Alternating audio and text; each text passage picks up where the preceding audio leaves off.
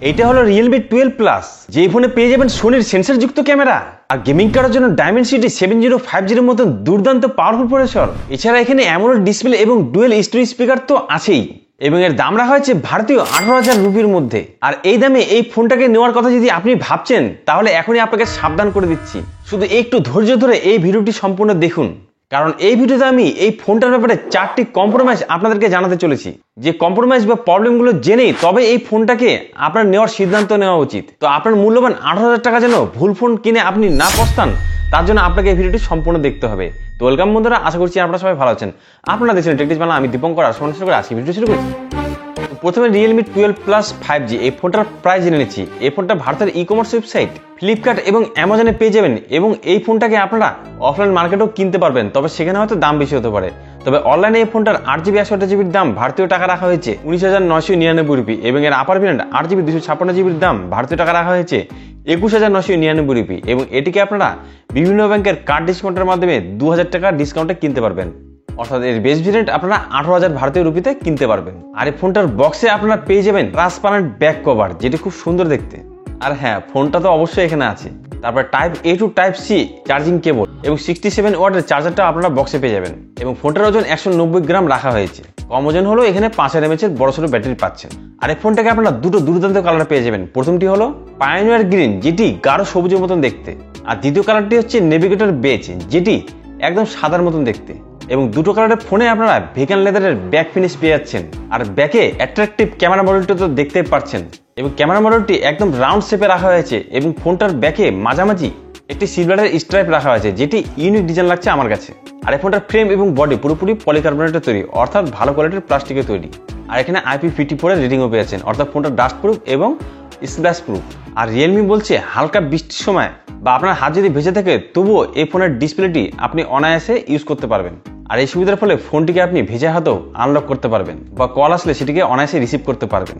আর সবথেকে ভালো জিনিস, এই ফোনটাতে 3.5mm এর অডিও জ্যাকটি রাখা হয়েছে, অনায়াসে হেডফোন জ্যাক আপনি ইউজ করতে পারবেন। বা যারা আজকাল ভিডিও শুট করেন, তারা অনায়াসে তাদের মাইকের 3.5mm অডিও জ্যাকটি ইনসার্ট করতে পারবেন।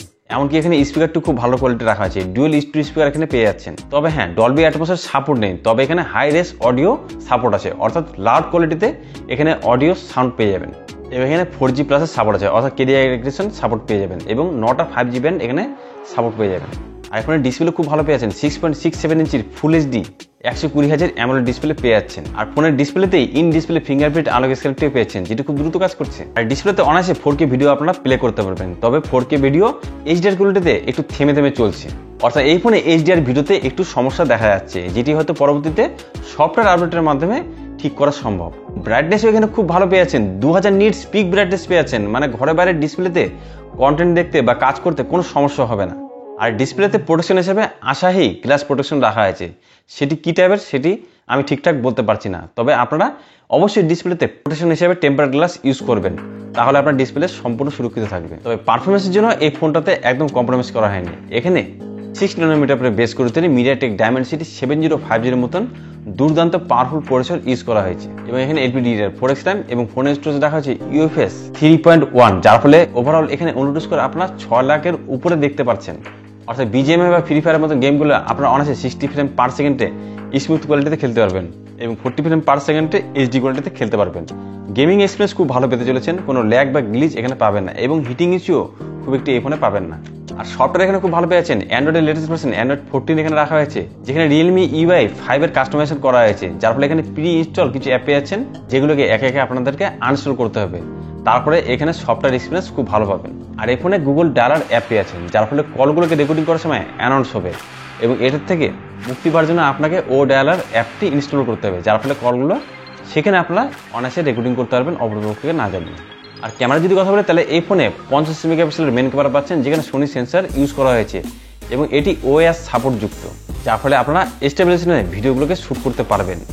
অনায়াসে 4K রেজলিউশনে ভিডিও 30 ফ্রেম পার সেকেন্ডে রেকর্ড করতে পারবেন, এবং 1080pতে 60 ফ্রেম পার সেকেন্ডে ভিডিওগুলোকে শ্যুট করতে পারবেন। এবং মেন ক্যামেরার পাশে 8 মেগাপিক্সেলের একটি আল্ট্রা ক্যামেরা, এবং তার পাশে 2 মেগাপিক্সেলের একটি ম্যাক্রো সেন্সর ক্যামেরা ইউজ করা হয়েছে, এবং এর ফ্রন্টে 16 মেগাপিক্সেলের একটি সেলফি ক্যামেরা ইউজ করা হয়েছে। সোশ্যাল মিডিয়াতে ছাড়ার মতন যে ধরনের কোয়ালিটি দরকার হয়, সেলফি ক্যামেরাতে সেই ধরনের ফটো পেয়ে যাবেন, তবে সামনের ক্যামেরাতে 4K রেজলিউশনে ভিডিও শ্যুট করতে পারবেন না। আর এই ফোনটার প্রবলেমের যদি কথা বলি, তাহলে এটি কিন্তু একটি অন্যতম প্রবলেম, যারা ভ্লগ ভিডিও শ্যুট করতে পছন্দ করেন তারা কিন্তু সামনের ক্যামেরার মাধ্যমে 4K রেজুলেশনে ভিডিও শ্যুট করতে পারবেন না।